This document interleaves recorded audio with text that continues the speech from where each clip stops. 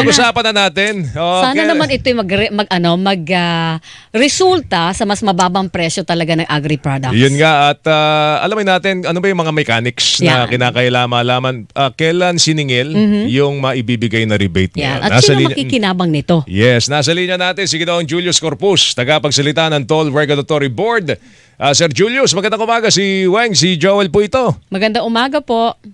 Ma'am Weng and Sir Joel, magandang umaga po at sa lahat ng ating mga taga-subaybay dito sa inyong programa. Magandang umaga po sa lahat. Magandang umaga po at magandang balita po ito. Yes. Pero kailan ba? Ano ba mga detalye ng kinakailangan natin malaman dito po sa rebate na ibibigay? Doon po sa mga, ano ba to, trackers ba ito? Yung mga jeep na nagluluwas po ng mga produktong pang-agrikultura galing po sa probinsya. Maraming salamat po sa pagkakataon, Sir Joel. Mamiyari lamang, bigyan niyo akong konting pagkakataon na bigyan ng konting brief ang ating mga Sige po. tagapakinig. Ito po kasing proyektong ito is a result of an executive order issued by the Office of the President, ang ating mahal na Pangulo, na naatasan ng isang government to look on ways and means na ma-address itong ating inflation, particularly on food, no? And non-food items. At dito po sa Interagency Committee on Inflation and Market Outlook na atasan ng Department of Finance to look for ways to address this inflation situation, to curb it out para hindi masyadong maapektuhan ang pagtaas ng presyo ng mga pagkain. Kaya ang DOF po, kasama natin dyan as the instigating agency, kasama po ang Department of Agriculture, kasama po namin ang DOTR at ang aming tanggapan ng TRD together with the full support and cooperation po ng ating mga toll investors and operators para mag-grant ng some sort of a rebate sa toll increase exemption program natin sa mga trucks and vehicles that carry agricultural products dito sa ating mga expressway. Kaya ang mangyari lamang po in a very simple way, kung pwede kong ilahad sa ating mga tagapakinig, lalo na itong mga nagdadala po ng mga pagkain or agricultural products sa ating mga kalsada, lalo na sa ating expressways, ay mangyari lamang po unang-una, magpa-accredit po muna kayo sa Department of Agriculture sa kanilang food lane project. Kung ano po, pwede kayong tumawag Saan pupunta dyan, Sir Julius? Sa para DA daw. magparehistro sa DA mismo? Opo. At tumawag lamang po sila dito sa hotline na ibinigay sa amin at ito po yung 0289204072 sa Department of Agriculture po yan. Iyon. Ulitin ko lang Meron yung po number, Sir Julius, 0289204072. Opo. Ayun. Opo. Opo, magpa-accredit po sila sa Department of Agriculture as a part of the food lane program.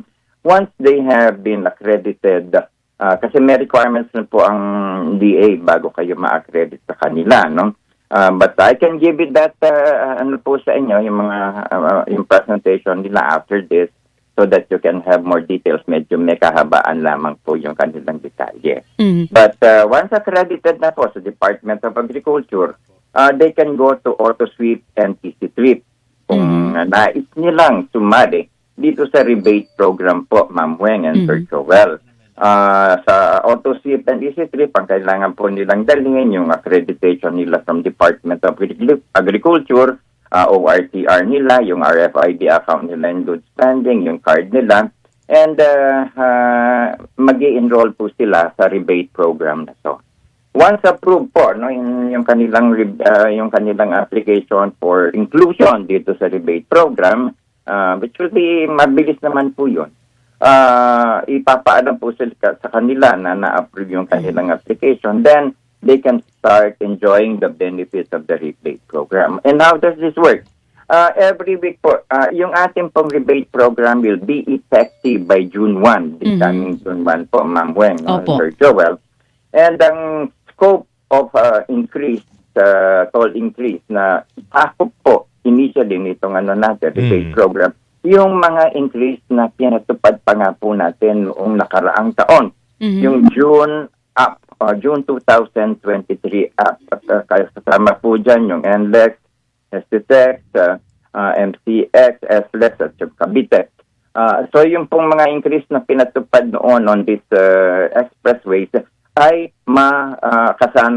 kasama na po sa computation starting okay. June 1. Teka, linawin lang natin, Sir Julius. So ito'y prospective at retroactive. Tama ho ba? Prospective for the passages na mangyayari after they are duly accredited and enrolled, yun. but retroactive on the amount of rebate based on the recent toll fee increases po na ating pinatupad last year, Sir Joel. Kailan Ibig na sabihin- retroactivity, siguro, Weng, tanongin Oo. natin, kailan na retroactivity nito? June of 2023, tama ba? Opo, yung mga pinatupad po natin na hindi po ba meron kayo, kung maalala ninyo, meron mga toll adjustments tayong na-implement last year Opo. of 2023 and they were implemented in tranches. Kasama po yung mga yon. Lahat ng increases last year. Mhm. Opo, Alright. June 23, 2023 up. Pero yung Opo, prospective, ano yan, totally hindi sila magbabayad ng toll? Tama ba? O O may Hindi discount po. lang. may discount lang? In a way, quote-unquote discount, but we more or less call it rebate kasi po, for 1 week, kung approve na sila, assuming accredited na sila ng June 1, all their travels or trips, for 1 week, iipunin po yan ng ating toll operator. Then, i-compute po how much rebate they will have based on the travel they did na ginawa po nila during that 1 week period. And in 3 days time po, Ma'am Weng, they are due to have quote, rebate by a load top up dun sa kanilang RFID Okay. account. Pero yung perspective, Sir Julius, magkano ang magiging diskwento nila sa bawat biyahe nila o daan sa toll?